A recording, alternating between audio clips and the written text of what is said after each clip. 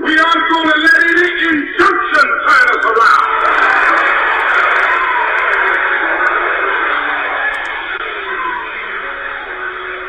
Well, I don't know what will happen now. We've got some difficult days ahead.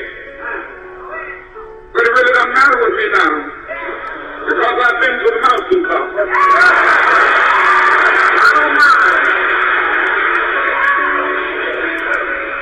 Like anybody, I would like to live a long life. Longevity has its place.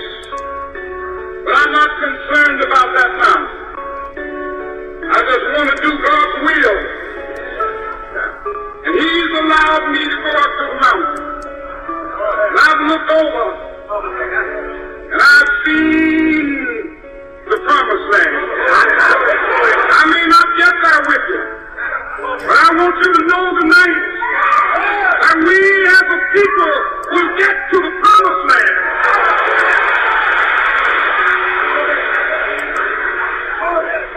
So I'm happy tonight. I'm not worried about anything. I'm not fearing any man. Mine eyes have seen the glory of the coming of the Lord.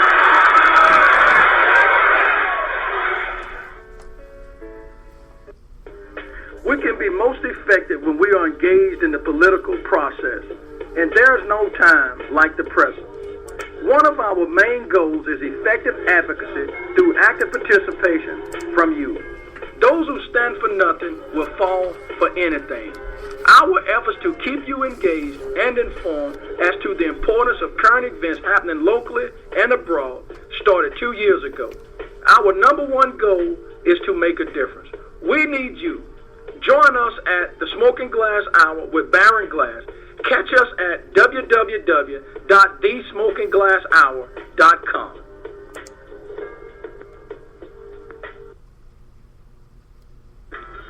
Good evening, everyone, and welcome to the Smoking Glass Hour with Baron Glass. We are honored to have you as a guest tonight and want to thank each of you for your faithful support. Without further delay, allow me to introduce to you Mr. Baron Glass. Mr. Glass, take it away. Good afternoon. Welcome to the Smoking Glass Hour with Baron Glass, Monday night, August the 15th, 2016 at 7:30 p.m. Central Standard Time. Now, we know that Louisiana, once again, is experiencing flood difficulties. And we want to make sure that everybody out there listening have the opportunity to help a neighbor, help a friend, help a stranger in whatever way, shape, form, or fashion that you decide to do it. We were going to have our good friend, Miss Gwen Hilliard, to call in tonight from the Red Cross that works out of Baton Rouge, Louisiana. But Gwen just alerted me about 10 minutes ago that she was in the process of trying to move all of her furniture and things out of the home while she had some help because her home had actually flooded. And she had not received any information as of yet from the Red Cross.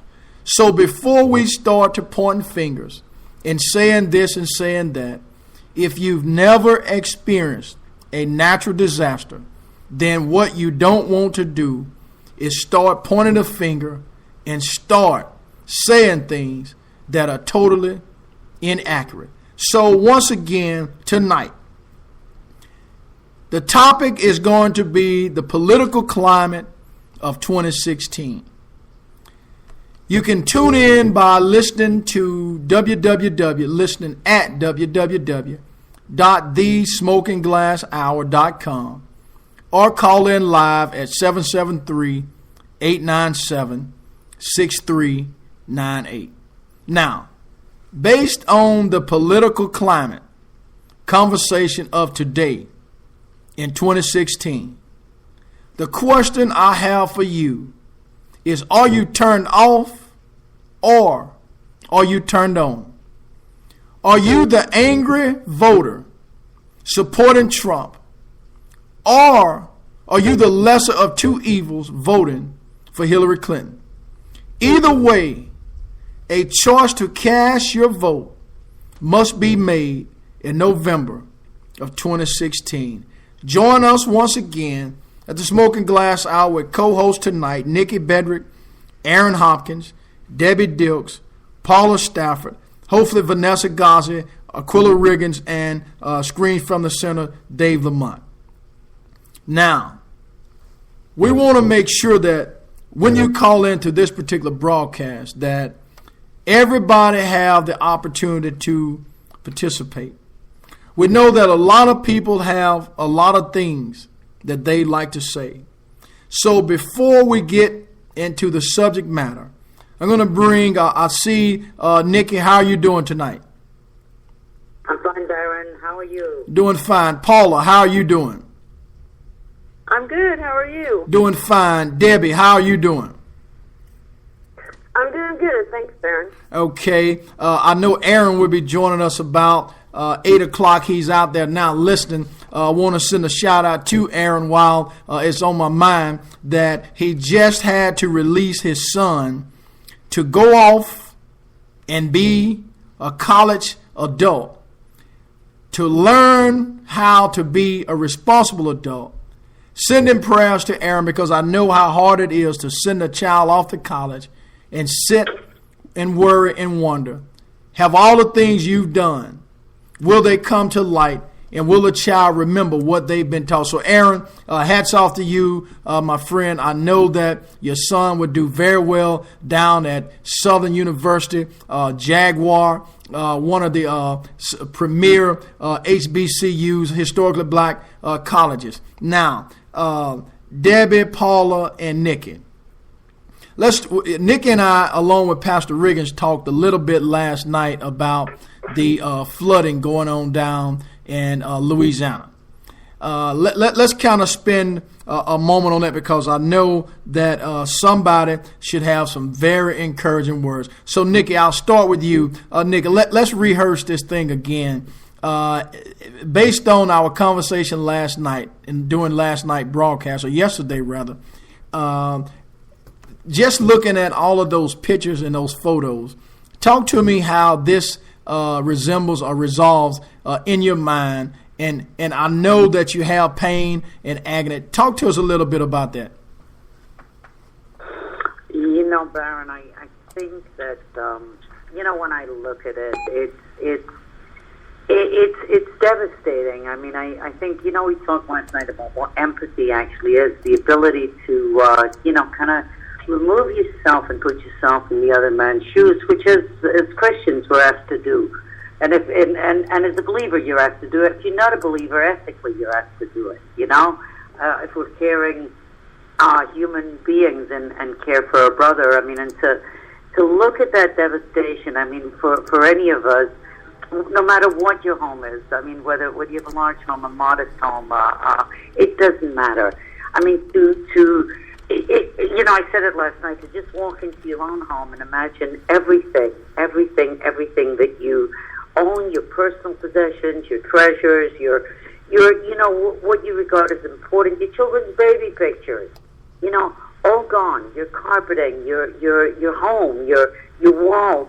I mean, just really got to be devastating. And what we had talked about last night, Baron, was, maybe from the radio show, each of us trying to enlist some help, money, supplies, something from friends, even though most of us are not in Louisiana. I'm in Las Vegas, Deb's in Missouri. We're from different areas, and I think that if we could each try a little bit to see what we can do, maybe sponsor a family, maybe see if we can, amongst our friends, raise something, help people individually. I know I'd like to do it, and I've started, and just in the spirit of caring for a brother. I mean, it's a horrible devastation. Mm-hmm. Horrible. Correct. Deb, you heard what Nikki basically talked about. To give you an opportunity to express your regards, your sentiments, and things of that nature regarding the flooding down in Louisiana in 2016, major flooding. I think in excess of about 24 inches. It's actually raining now, and it's probably going to get worse before it get better. Deb, talk to me about what you see and how does that make you feel from Missouri, and what is it that you like to challenge people to do? Well, I've been following that, Baron, and it just breaks my heart to see this happening and again, because, I mean, we know that Louisiana has been through something similar to this when Katrina happened, and I keep hoping that the government does something a little bit better, or they're better prepared this time to deal with the situation. I can actually empathize, other than sympathize, with these folks on losing everything. I had a house fire when I was younger and lost everything, including a child in that. So I see what these people are going through, and I know for a fact that if people just reach out in some way to offer help, that it means more, even if you don't have financial help, just coming and bringing things, or offering a place to stay, or, helping out with some child care, anything, that it can mean more than anything in the world to these people. Or if you can donate something, if you know somebody personally, go. We had somebody that came and deposited, we don't even know who it was, deposited $100 into our bank account just because. Right. Deb, and I believe that's what Nikki is basically, talking about, actually trying to challenge, individuals, to do the same thing. Of course, hopefully Nikki and I will be able to get together via the internet or some other way to try to get this information out, distribute it out. I have a niece that's down in Baton Rouge. I actually have two nieces. I have a lot of people that I went to school with, graduated, that's down there. I have good Facebook friends that have experienced this. Nina LaSalle, who is one of the image designs for the Smoking Glass Hour. I believe they have had some of the same issues, been flooding, or whatever the case may be. So this is major. It is very major. So let me see. I just got a message that someone's business today sent an 18-wheeler load full of supplies down there today.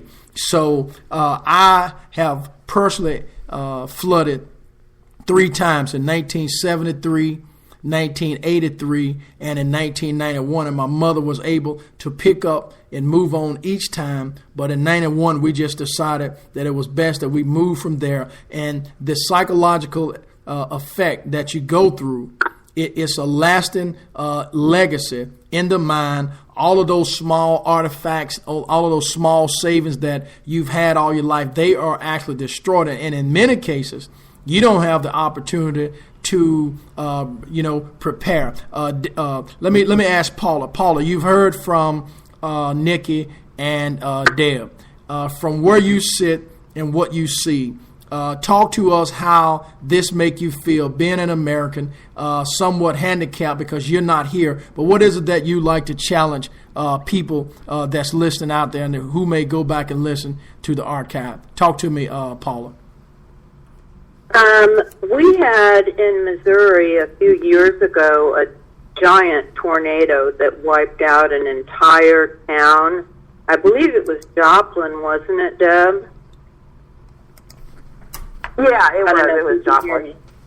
But I mean, people came from all over the country, contractors and cleanup people, and they built or rebuilt things, and these were just volunteers, and they brought in drinking water and food and helped to build shelters for people and temporary schools. And that town now is back thriving. But we are in the tornado belt. And so I understand how people can lose everything in a few minutes. And when Katrina happened, my niece and I think kids from a bunch of schools in Kansas City decided that rather then go on their spring break, which they usually go to Mexico or someplace like that. They all went down and volunteered to help, and I thought that was a really good thing.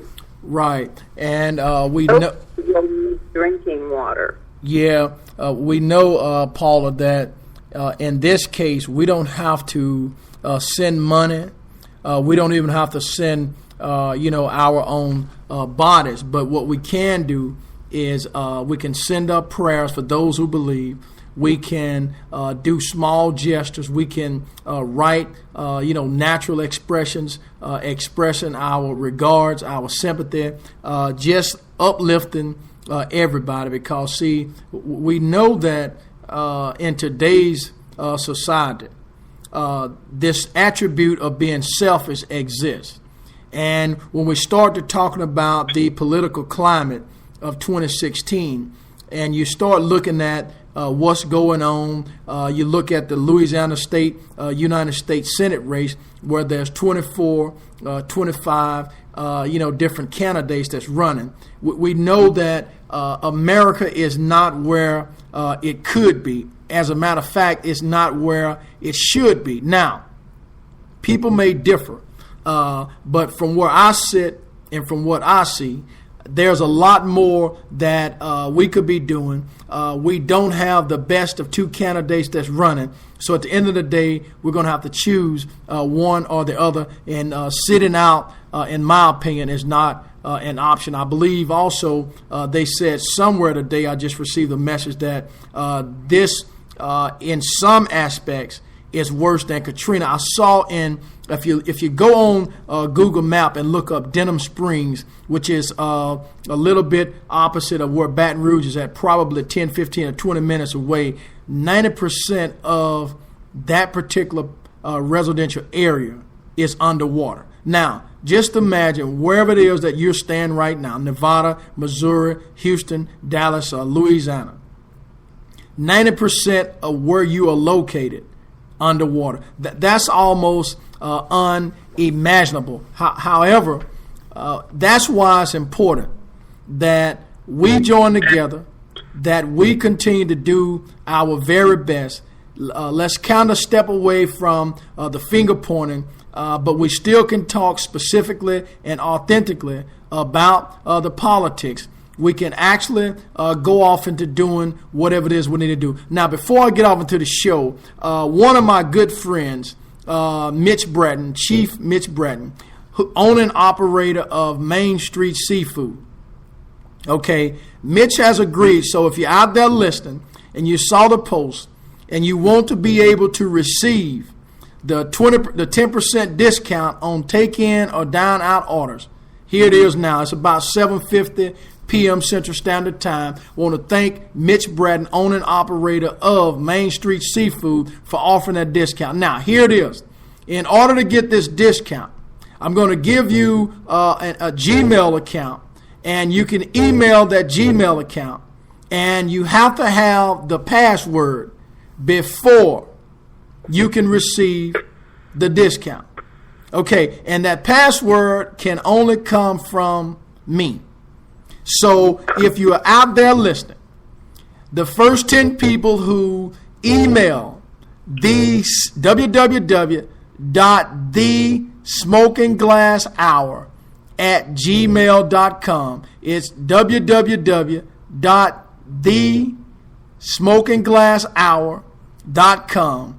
When you email that address, and you say that you heard about the 10% discount regarding Main Street Seafood, once you get that and you come to my office or contact me, I will give you the password, and that password is good for 30 days to receive a discount. Now, you're talking about people helping people.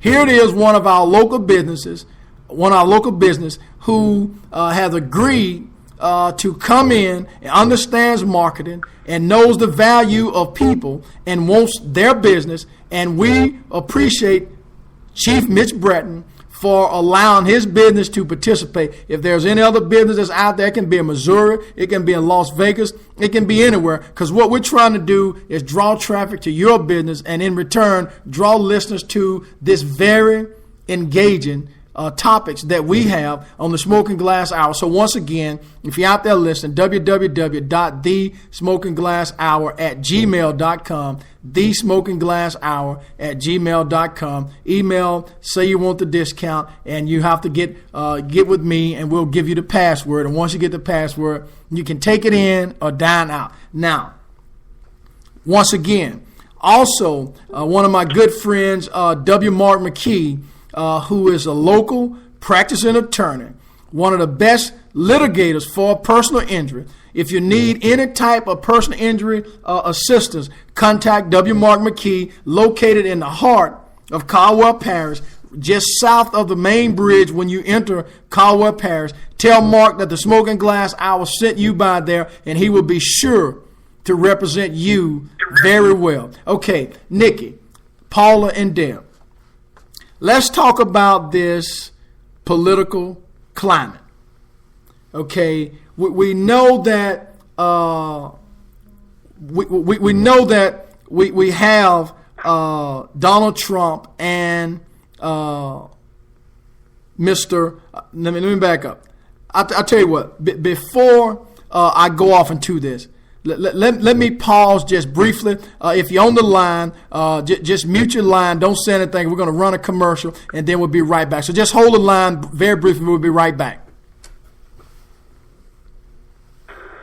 For all of your personal injury needs, contact W. Mark McKee in Columbia, Louisiana. He can be reached at 318-649-2622. Mark is also a proud supporter of the African American community and can be counted on. Hello, this is Baron Glass, host of the Smoking Glass Hour with Baron Glass on the all-new #1 global radio station, WMAD. Before I do my live broadcasting, I always dine in at the all-new Main Street Seafood Restaurant located in downtown Columbia, Louisiana, owned and operated by Mitch Brett. Check them out. I did.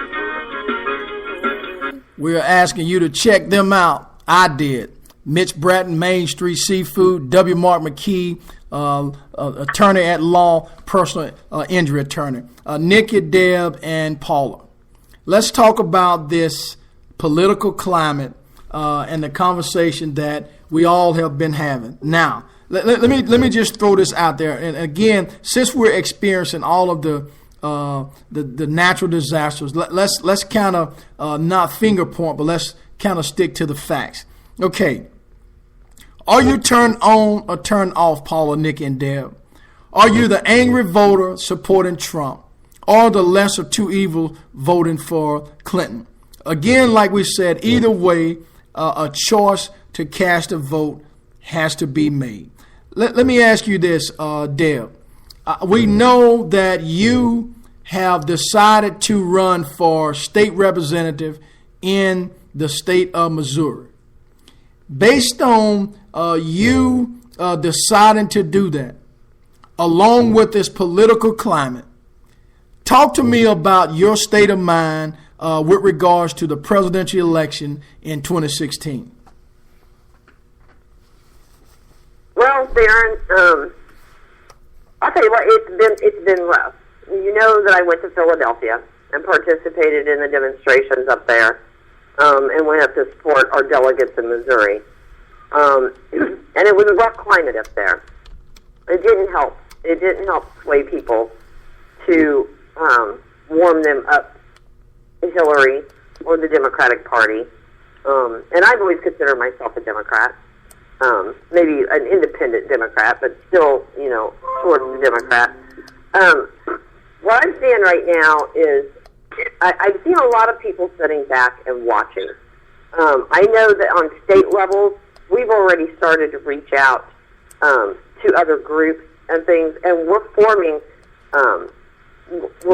strongholds for candidates and supportive networks for them to get them in at local levels, to bring them up and get them up into higher levels in Congress and the House and Washington.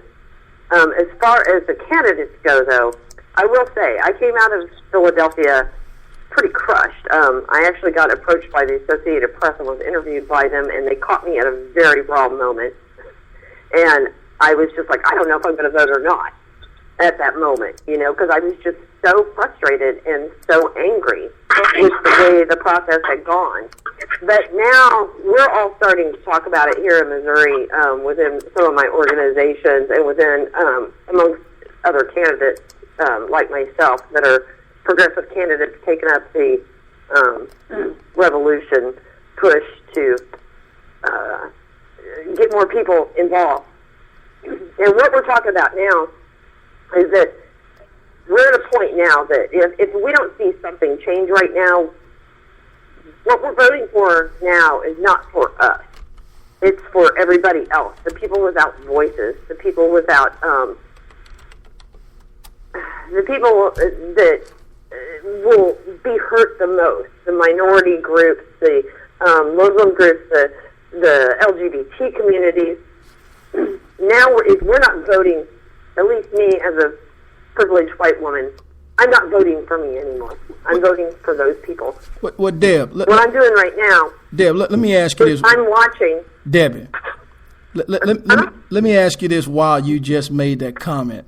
You made the statement of a privileged white woman. Now, there are many who look like you who discredit and discount that particular slogan and says that that's not true. It does not exist. So how can two people, in this case, look at the same thing and come up with two different outcomes? Is it denial? I think it is. I think it's maybe lack of educating themselves, or maybe lack of exposure to it, lack of educating themselves on the subject. I know. I grew up fairly comfortably. At the time, my parents were considered middle class white America. In the heartland of Missouri, especially, because living was a lot easier here back then than living in, say, even St. Louis or Kansas City, or especially like Chicago's and things like that. I paid attention to it, and I think there's a lot of people that just didn't or don't. And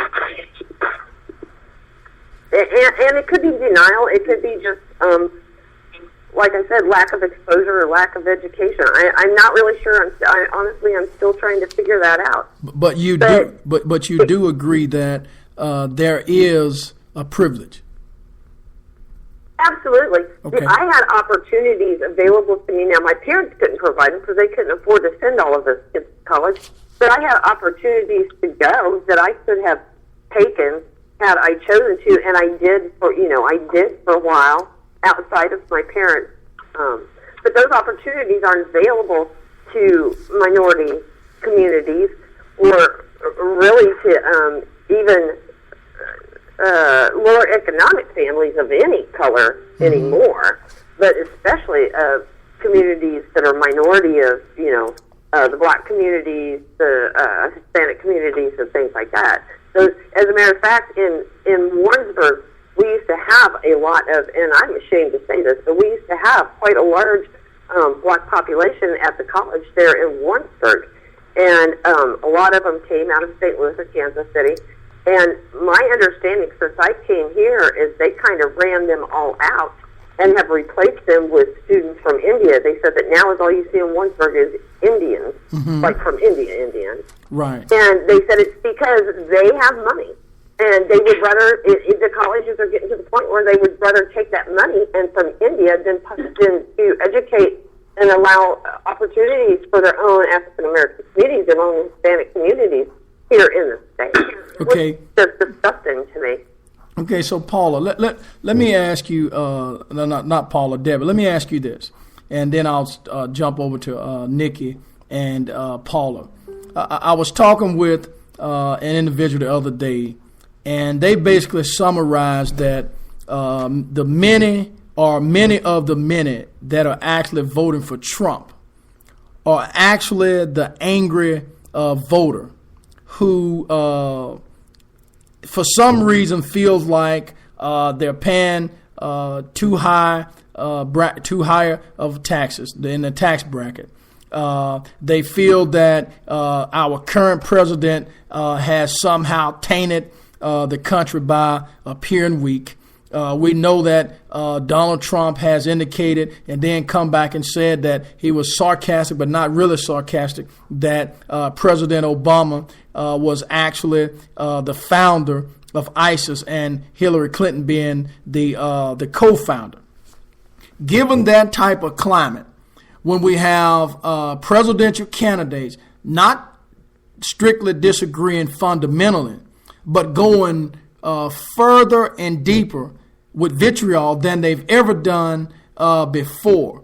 When we look at that particular climate, does that really make America great, or does it make America great again? In your opinion, how does that make us look? Actually, I think it just makes us look stalled again. Mm-hmm. On the Trump side, of course, there's nothing about that that's going to make us look great. He's wanting to provide tax breaks for the rich and leave the poor behind, which never makes America look great. As far as his comments about Obama didn't even have anything to do with ISIS being created. He wasn't even in office then. That was the Bush administration, and Hillary Clinton was in that. So he's pointing fingers at the wrong place. Now, I will have to admit, I'm very disappointed with President Obama and his trying to railroad the TCP through, because I think that's going to hurt everybody. Mm-hmm. So I'm kind of keeping a close eye on that. Right. But, if Hillary Clinton continues to go against that, and I hope she will, I hope that Bernie and the American people will stand up and keep her pushed away from that. Hopefully we'll avoid that catastrophe. Right. As far as does she make us look great too? No, she just kind of makes us look, I think she just kind of makes us look stalled. It's good. I think what it's going to be is it's going to be another one of those, let's muddle through it and hope for the best in 4 more years. Mm-hmm. Okay. But she's going to be the better muddle, I think. I mean, absolutely. There's no way they couldn't pay me enough money in the world or ship me off to the best vacation to make me vote for Trump. It's never going to happen. Mm-hmm. Okay. So, Nikki, we know how you feel about Donald, and we know how you feel about Clinton. But I believe in the last couple of months, just talking on the radio, that there may be a slight change, and we've talked about the reason as to why those slight changes may exist. We know that if you get 4 to 8 years of Hillary, you can survive. But if you get 1 term of Trump, it lasts for 20 or 30 years, because there's going to be at least 1, 2, or 3 Supreme Court nominees that this guy will have the opportunity to appoint. If the court sways from the way it is now to a majority of conservative beliefs, then at that point, kids and grandkids and great-grandkids will ultimately end up suffering from that. So, Nikki, when we talk about this political climate in 2016, we know that you're not the angry voter, and we know that you're not the lesser of two evil voter. You're the one that's logically looking at this thing, and you've actually challenged the Trump organization along with the Clinton organization. But for the sake of debate tonight, from where you sit and what you see, is this climate that we're dealing with now, does it make America great again, or what does it do in your opinion? You know, I love what Debbie, my hat's off to you. I love what Deb said earlier, that she's voting for, her vote will go for the minorities this year. You know, because as a privileged white woman, I feel exactly the same way. And I think this idea of making America great again, and how does Trump make America look, and how does Hillary make America look, take them both out the picture and look at America right now. Take them both out the picture. Look at our police brutality on the streets. Look at our real overt racism. Look at our media controls. Look at our elections somewhat rigged to whatever degree. Look at 1% owning the wealth of the country. What is, this idea of make America great again, is America great right now? No, it's not. I mean, we've got so many social problems, and the social problems all pertain to the rich, to the poor. Deb was talking about the opportunities for college for minorities. We in the 60s and 70s led the world in education. Today we're 34th. That tells you as a nation how we value our youth. This is coming out of grade schools when you have grade schools that are crumbling, and our children are not getting proper educations. And I'll go further, when our children are not being fed, when there's no community clinics, when there's no resources in our poor neighborhoods. I mean, so I don't think America is great. So does Trump make it great again? And I think we all know what Trump means by that. Let's take it back to the time. I mean, to me, if you're a white American male and angry, you're a Trump supporter. I mean, that's it. That's who Trump appeals to.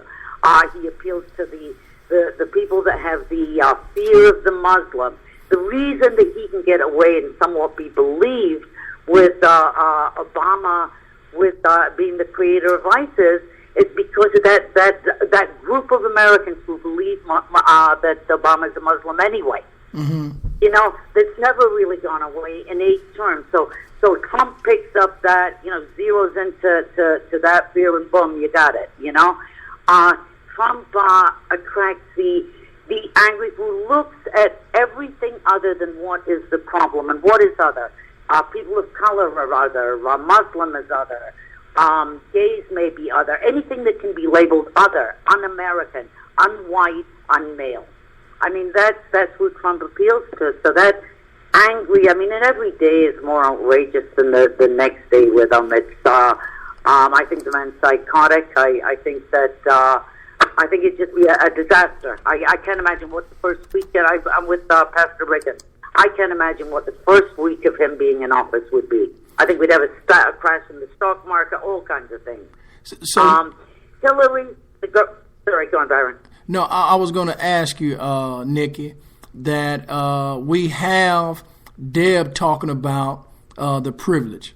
We have Cornel West, Michael Eric Dyson, and a lot of those other academias out there talking about the privilege. And I hear you mention the same word and the same terminology about the privilege. What is it that people that say it doesn't exist don't get?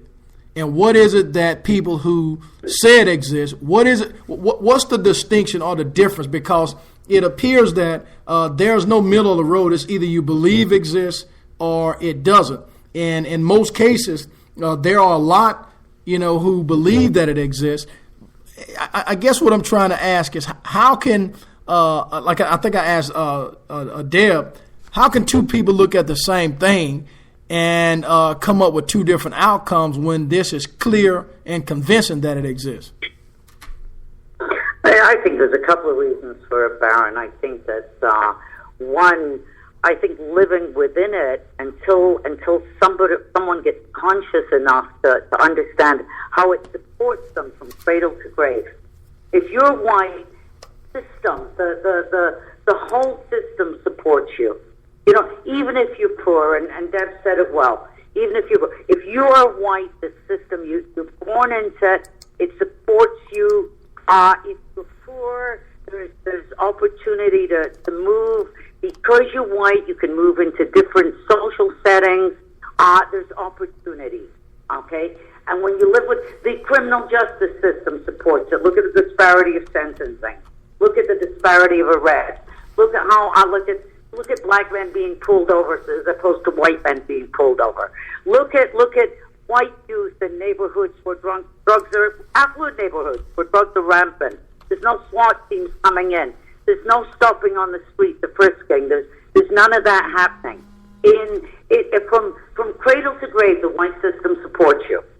Okay, it does not if you are a person of color. All of those things that I just said are everyday occurrences.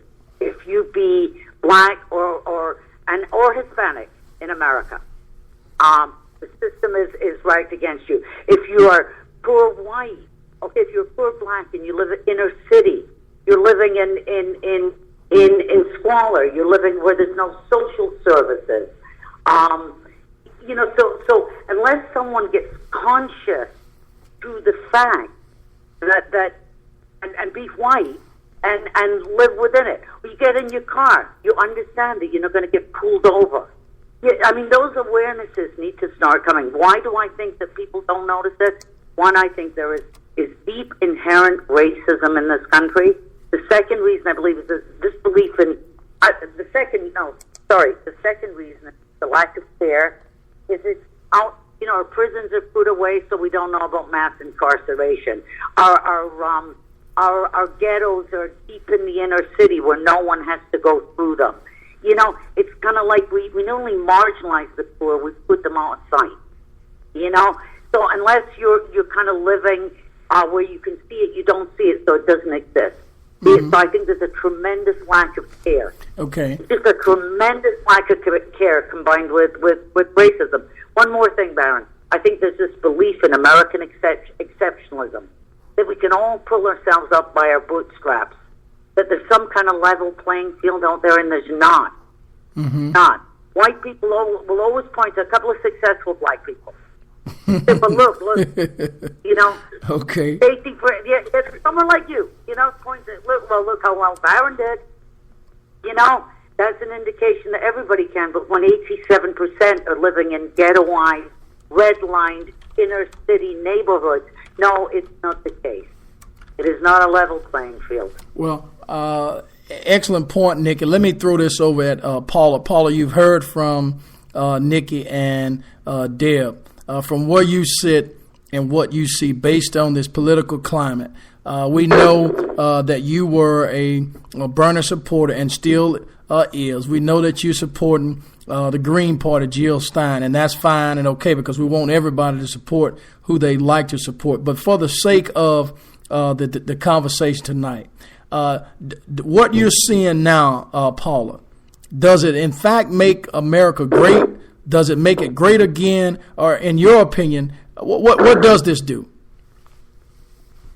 I emailed at Donald Trump the other day and asked him exactly what year or period of years that he thought that America was so great. Okay. Of course, he didn't answer him. But I think that he would be disastrous, and it's an unusual year because we have candidates running that are the most disliked candidates that have ever been. And voting for the lesser of two evils has happened many, many times. And I have grown up as a Democrat, but I recently switched to independent. I think that Hillary will be elected, but I think that what we are as a country, I mean an entire country, going to have to do is hold her feet to the fire.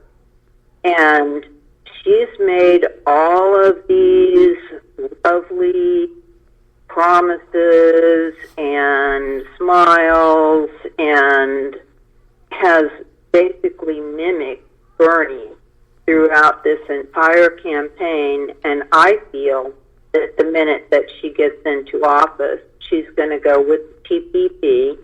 She's going to go with her big donors. I think that she's not going to make the changes in our society that we need. But I really do think we're going to have to keep on her as a country. And I mean, if that means writing letters or writing to the White House.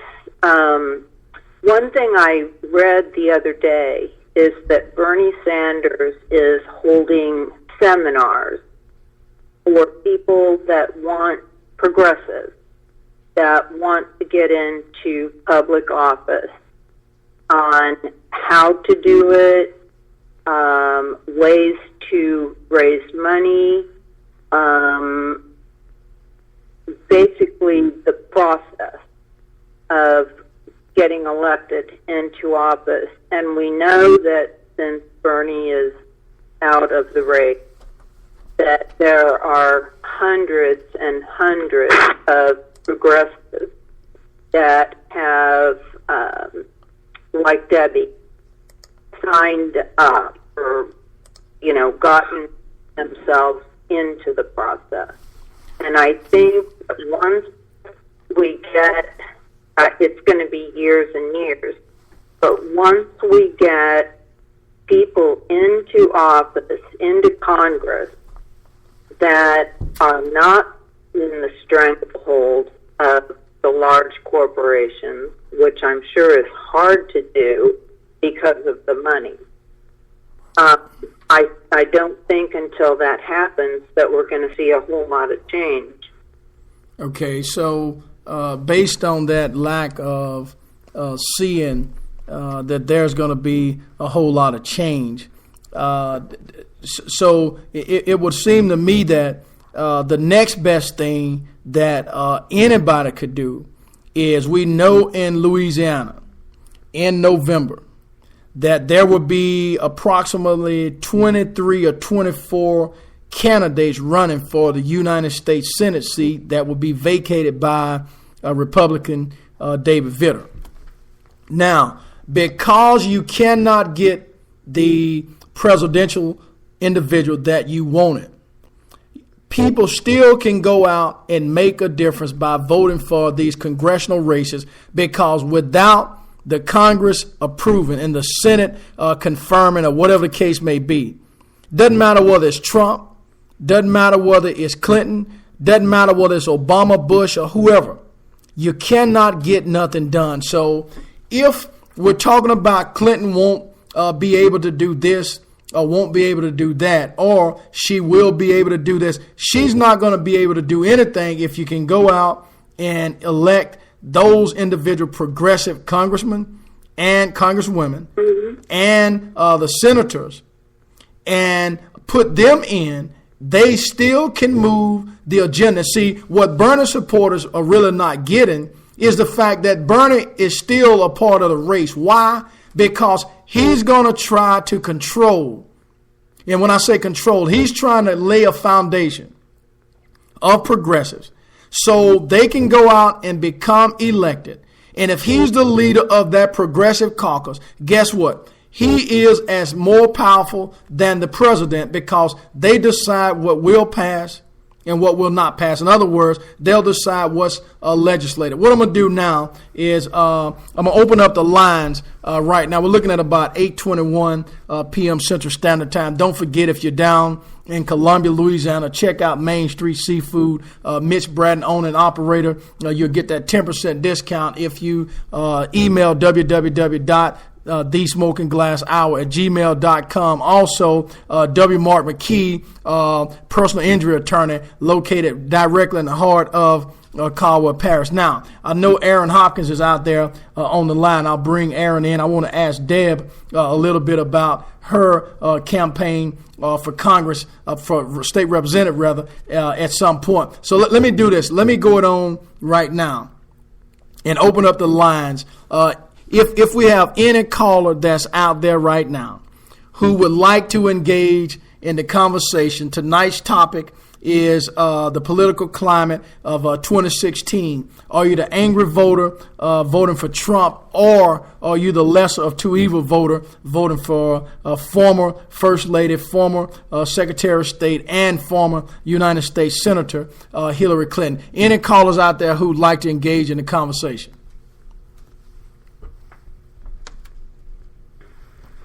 Or have any caller? Okay, Aaron Hopkins. Let me bring Aaron in. And by the way, if you don't know, when I do the Smoking Glass Hour at gmail.com, obviously you have to put www.thesmokingglasshour.com. Thanks for the engineer for sending me the information. I don't want to take anything for granted. Aaron Hopkins, I talked a little bit from the outset about you and your kid going down to Southern University. I'm going to give you a moment to tell us how proud of a parent you are, and what is the feeling like to release your son down in unfamiliar territory, a major flood going on. Talk to me a little bit about that, Aaron, then I'm going to bring in on the political climate conversation. Okay. Thank you, Baron. Good evening to everybody. Man, there's I guess the best description for that right now, Baron, would be mixed feelings and controversy. Leaving the last of the three children of mine and my wife's in Baton Rouge under those circumstances was, I'm not going to say it was difficult, but actually, to be quite honest, I actually was more proud of him, seeing him not be as concerned as his mother and I were, simply because he felt like he was there for the purpose of going to get his education. Yeah, of course, there's danger in the flooding, but he's treating it like if it's meant to happen, it's supposed to happen. Mm-hmm. Of course, you don't want to see anybody lose their property, lose their life, which is exactly what's taking place. But the way the camp is situated, strangely enough, there's really not any danger of flooding on the campus, but pretty much everything around it, residentially wise and business wise, and everything is underwater. So, if I just paint the picture, we arrived there Tuesday night around 9 o'clock. From Tuesday until we left Saturday morning at 9:30, it literally rained every day, nonstop.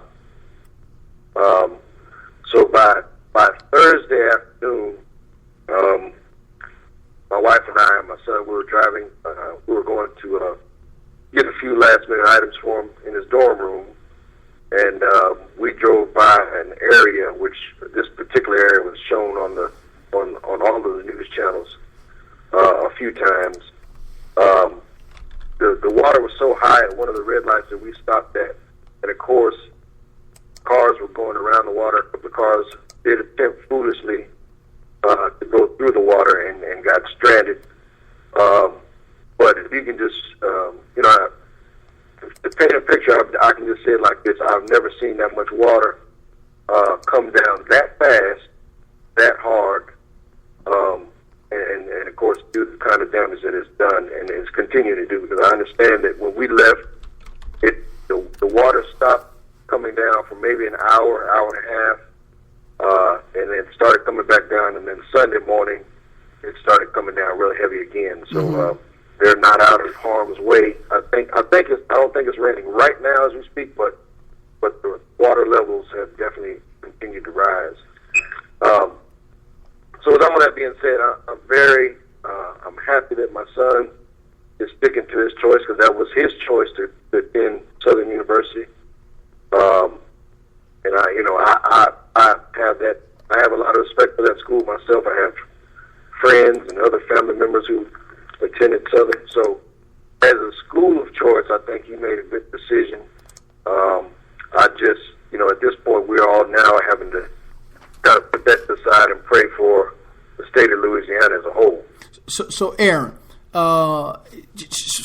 spinning a little, we know that now he's old enough to vote.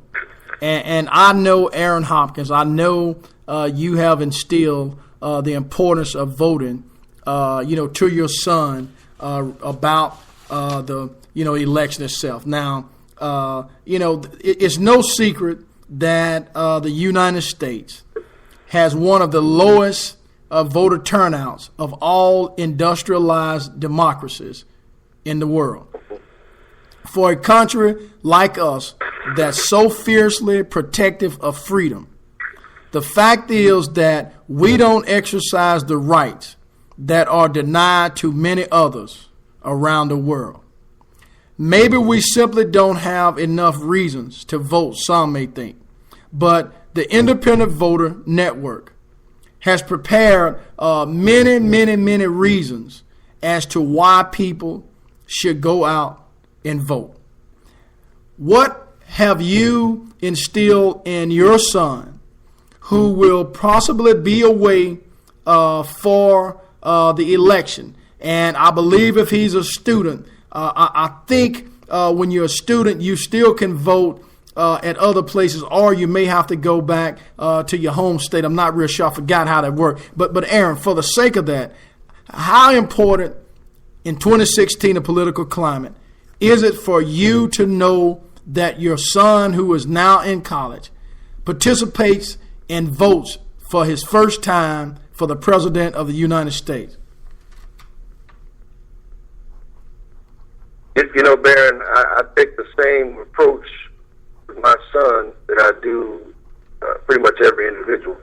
The one thing I've always told him is to study the things that are important to you individually and see how the person that you may be interested in sizes up against your best interest. Because too often, I think, and you know how I feel about this, Baron, traditionally, especially the African American community, have, for lack of a better word, we have pretty much given our loyalty and our vote to the Democratic Party. Uh-huh. We don't have time to go into the reason why behind that, but that's just a fact. Mm-hmm. And that's the main reason why I have told him, you have to look at the things that are important, and then the things that may be important to you now, because he is 18. Some of those things may change by the time he is 20 or 21. And so it takes time, and I think that's one of my biggest pet peeves is a lot of voters, or most voters, regardless of whatever their party affiliation is, I don't believe that they take time to study the real issues as opposed to just listening to the rhetoric that the parties push out there, as opposed to what you mentioned it earlier. What are going to be the long-term effects of my vote?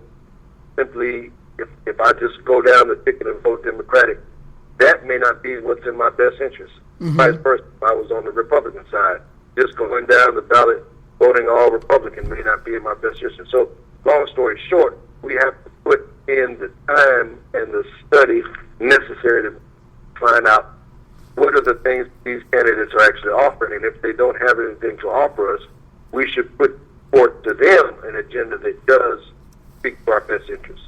That's another thing we lack in greatly. We don't put, and I'm specifically talking about the black community right now, the communities I understand. do this. We don't put the agendas in front of these candidates that we should. Right. And it's not their fault. Right. Aaron, Nikki, Deb, and Paula. America's mayor, Rudolph Giuliani. Now, here's why the climate is so out of whack. And it appears that these guys are just saying stuff and know that they are 100% unequivocally not being truthful. Giuliani says this: before Obama came along, we didn't have any successful radical Islamic terrorist attacks inside the United States. What about 9/11? Any one of you? I have heard conflicting reports about what 9/11 was about. I've heard that it was an inside job. I've heard that it was done by terrorists, but it wasn't done by the terrorists, but we went to the wrong country. I mean, it's like if somebody from Mexico did something terrible to the United States and we went and bombed Hawaii. It made about that much sense. I think that Hillary Clinton had a huge voice in promoting the bombing or the invasion of Iraq. We're not actually at war. But you know what, Paula? Paula, let me challenge you on that. And you know I'm not a Clinton supporter by no means. However, you know, whether it's Clinton, Trump, Obama, anybody, this is not in reference to you. I'm just generally putting out there for those who may do it. I think to some degree, people are blaming the secretary, former secretary, first lady, and senator. They're giving her too much power. They're saying that she's involved in everything, when in fact, if she's disliked, that's fine. But again, Paul, this is not to you, so I don't want you to take it wrong because we're on the same page. But I see it often by the conservatives who will say everything that Hillary Clinton is doing, but they won't never say one thing that Donald Trump is doing and what he is going to do. So Clinton cannot have all of this power and might. Did she have a voice? Yes. Did Bernie have a voice? Yes. Did Obama have a voice? Yes. Did all of those other representatives? She's not so mighty to where she could have made, President Bush go to war. I think based on the information that they were able to obtain, and Colin Powell was there, Condoleezza Rice was there, based on the information that they were provided, those people voted with their conscience based on what they felt was right. So I'm not discrediting what you're saying, Paul, again, and I'm not even responding to what you said. I'm just putting it out there, and I'll go ahead and let you finish your conversation. Go ahead. I'm just saying that I think that Hillary is a bit more of a war hawk than I would like to see, but I would never, under any circumstances, vote for Donald Trump. Never, ever, ever. So, given the choice between the two, I vote for Hillary. And Paula, I'll tell you another thing while we're on this. I believe if Clinton were to win, and that's up to the voter, Bernie and his surrogates would have a better opportunity to deal with her and force her to do some of those things that we would like to see done as progressive.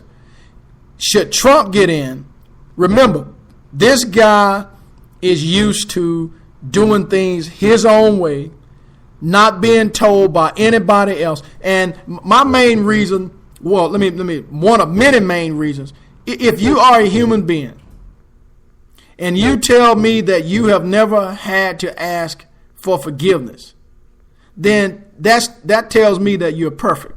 And there's no man that's perfect. So when Trump made that statement, any respect that I had, it was out the window. Any type of logic that I had with this guy was out the window. And again, I'll be very upfront. I'm not a Trump supporter for personal and professional reason. I'm not a Hillary supporter because of fundamental differences. Could I deal with her? Absolutely. Could I deal with a Trump? No, because I can't deal with anybody that has racism, bigotry, oppression, and all those other negative, evil Jim Crow attributes that exist. So if they have those, it doesn't matter whether you're Trump, Clinton, anybody. I don't have any lacking for you. But when we have people like Juliana, we know Aaron Hopkins, Nikki, Paula, Deb, that Trump's senior advisor has supposedly been linked to Russia. Talk to us a little bit about that, Nikki.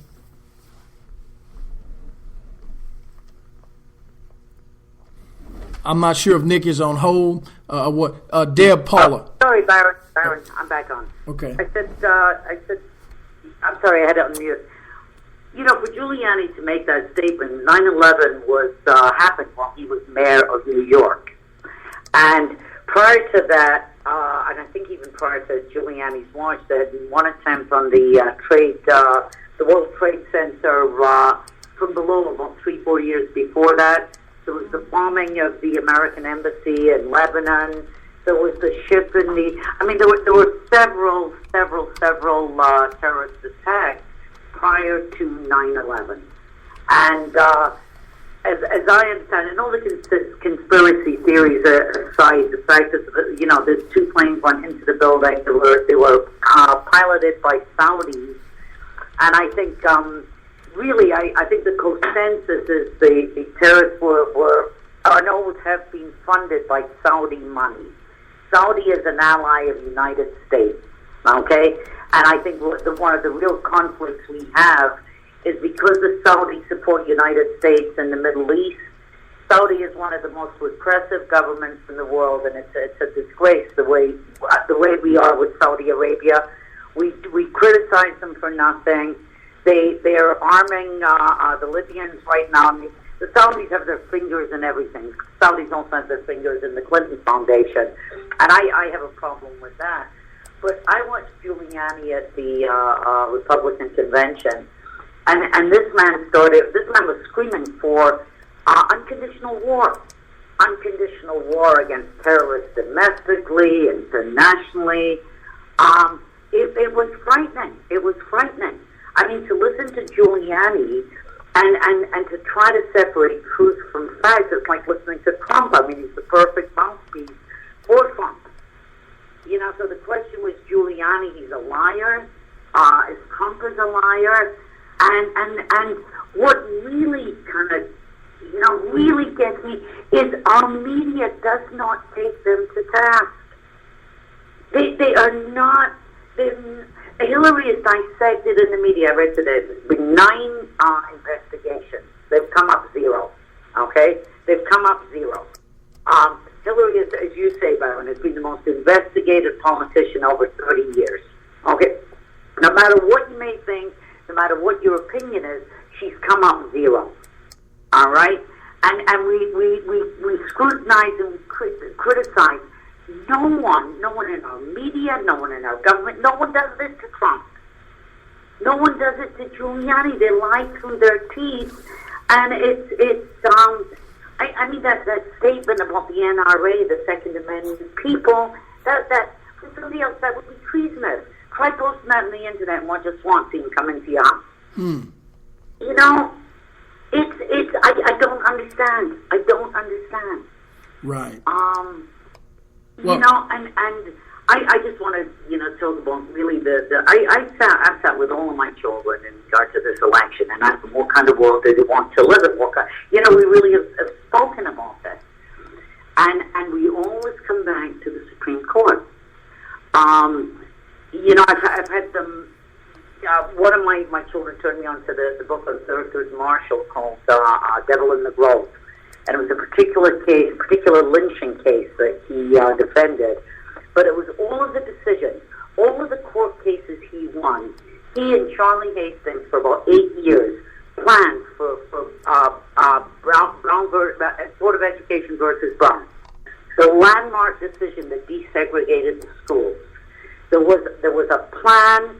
There was a systematic way they went about it. They called Charlie Hastings, Thurgood Marshall's mentor, who was a professor at Howard University, the man who killed Jim Crow. And reading something like that, and reading it, and it was the Berger Court that really was instrumental in Thurgood Marshall's brilliance, and he won 29 out of the 32 cases he took to the Supreme Court. There was a message in that, too. They knew what they could take to the Supreme Court. And as a result, over a period of 8 to 9 years, There were massive changes made in law.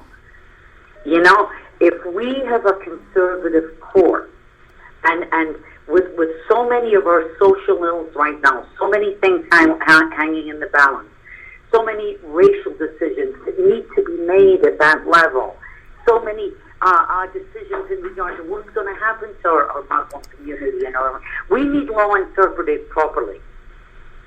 And I think the Supreme Court is my deciding factor. Absolutely, I know it's my children's deciding factor on who to vote for.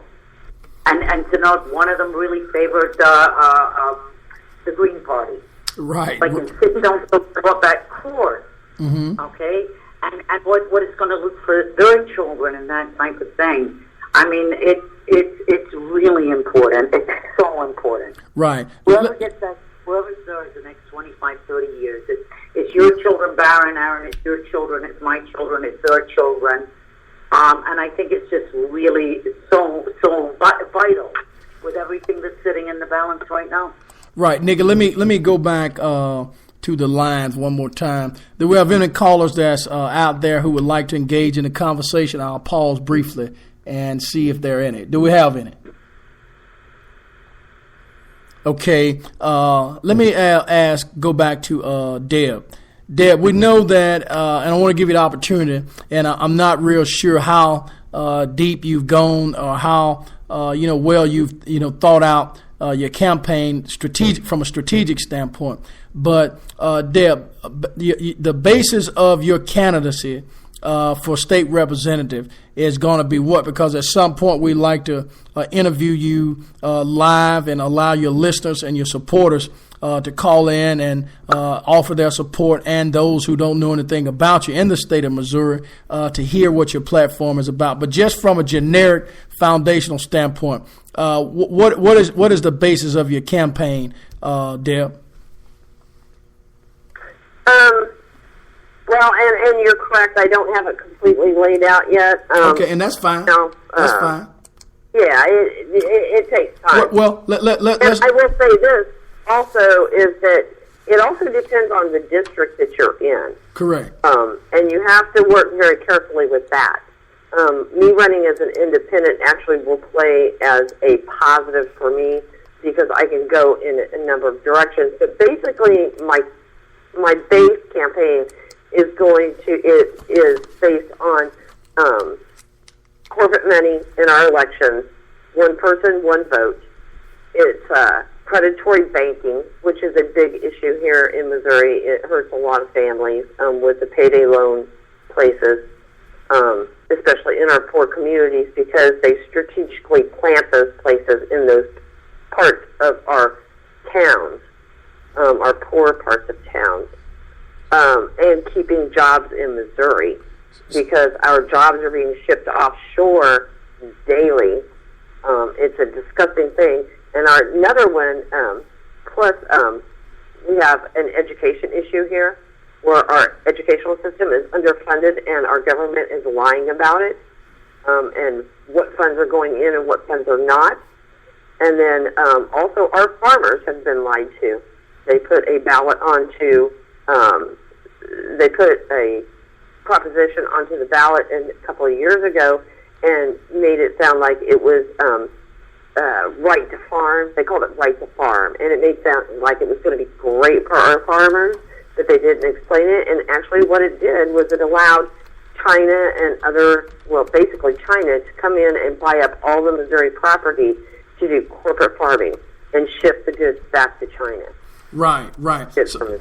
So, let me ask you this, Deb. Will Paula be able to cast a vote for you, or she's not in the same district?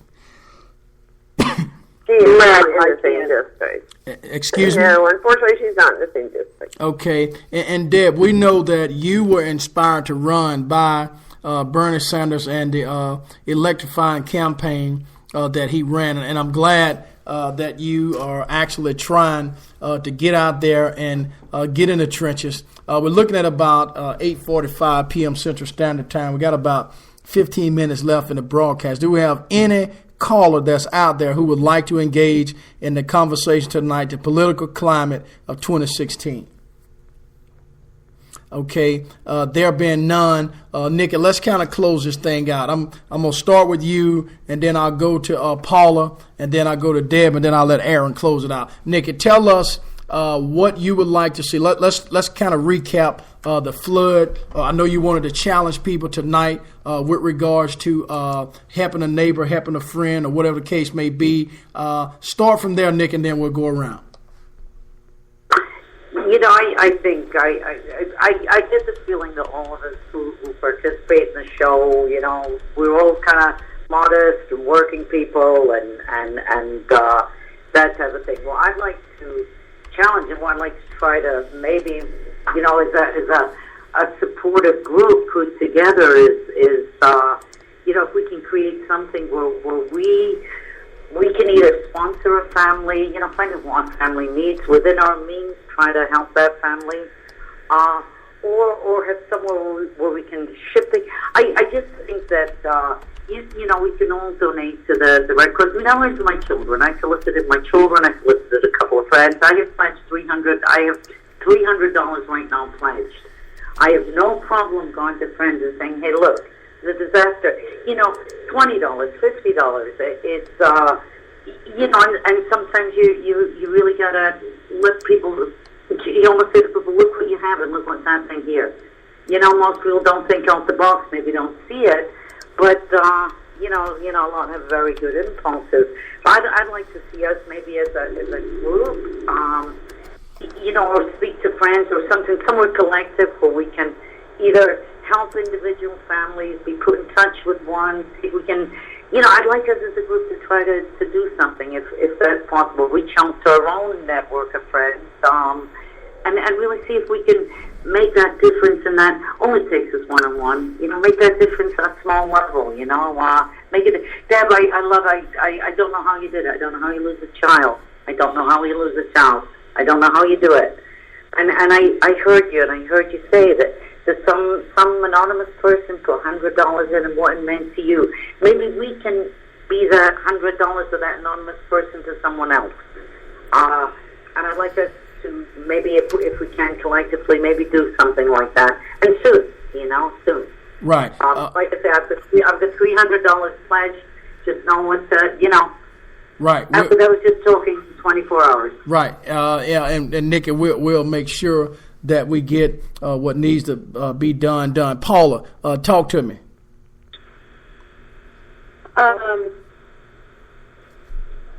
What's going on from there now is devastating so many people. Paula, I believe we lost you. Come on in, Deb.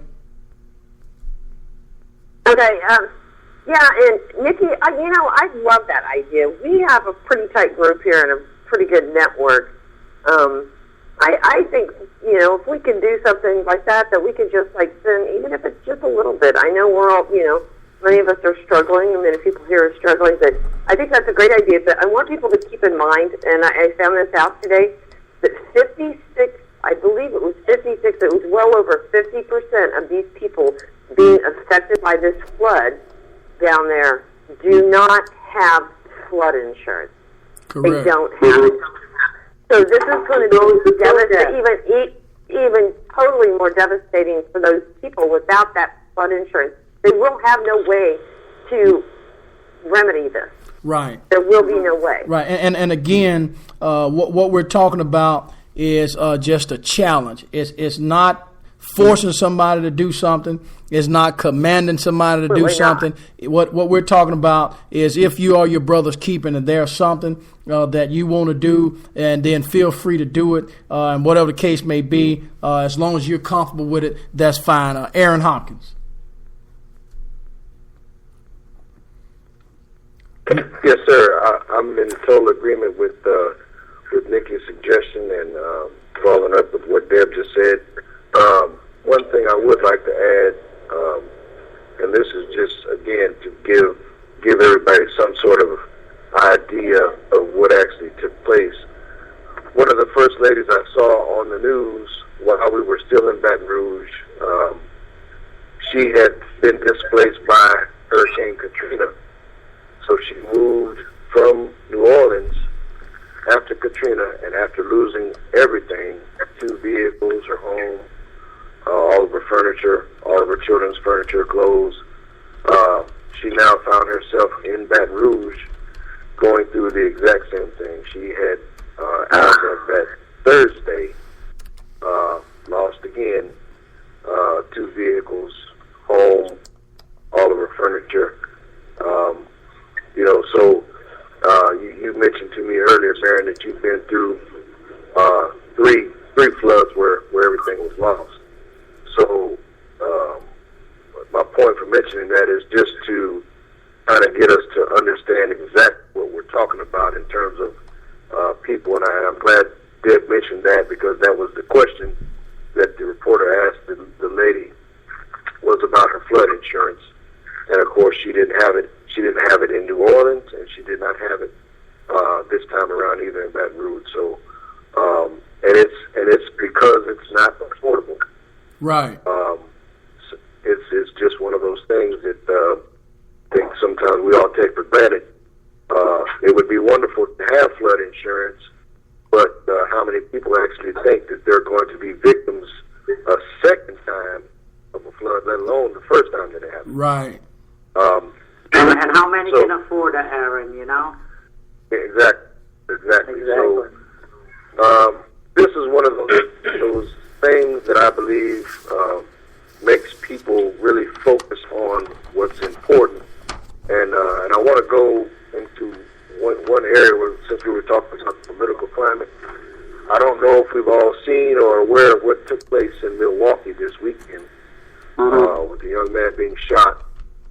But that community in Milwaukee, mainly the younger African American community there, they have pretty much, they without arms, they have pretty much challenged the police there, who have pretty much made a presence in the community, of course, like they have every other community, fully and heavily armed, rash gear.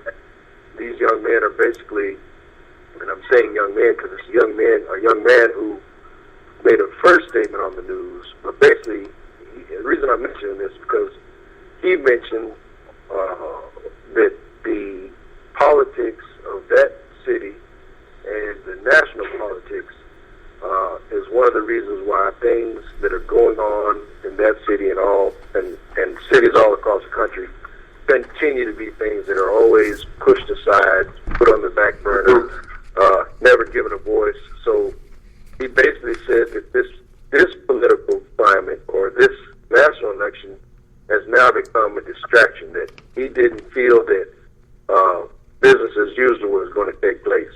Right. He wasn't advocating at all, was not advocating a confrontation with the police. He was, however, basically saying that we all have stated that if this kind of interaction continues, that you cannot avoid people basically saying enough is enough. Right. And that's exactly what happened. So there's a group of young men in Milwaukee right now who are basically telling the police to their faces, look, if you are the people who are supposed to serve and protect us, we need to see that you're actually here to do that. You can't be here to shoot us down and gun us down, whether we're armed or I think this particular young man who was shot, he actually had a gun. He did have a permit for the gun. But again, we see time and time again, it doesn't matter. Armed, unarmed, permission to carry or license to carry. Many of us are winding up dead. Right. Yeah, Aaron, we're going to get to that maybe Thursday night because we got about 3 minutes and 30 seconds left. Let me just throw this out there so we can end this thing. We've pretty much developed our own mantra here on this broadcast. And I believe all of us, Nikki, Paula, Deb, and Aaron, can agree that instead of dismissing people's feelings and concerns, make an honest attempt to understand them. So what we're doing is once again, asking people to have sympathy and understand the pain and suffering that all of these flood victims are going through based on this natural disaster, summer of 2016. We want to say thanks to Main Street Seafood Restaurant, Miss Bratton. Thanks to Attorney W. Mark McKee, located deep in the heart of Caldwell Parish. Aaron, Paula, Deb, Nikki in Vegas and Missouri and Texas. If you guys got some businesses that are out there that would like to be exposed with regards to people being able to know what they offer, reach out to them, and we'll do the same thing. It's not exclusive to just one place or the other, because we believe in telling a neighbor, telling a friend. Tonight you've been listening to the political climate of 2016. We've been joined by Miss Nikki Bedrick, Mr. Aaron Hopkins, Miss Debbie Dilks, and Paula Stafford. I'm going to say like the Waltons say, good night, everybody. Good night. Good night, man. Good night, everybody. Good night, Sam. Good night.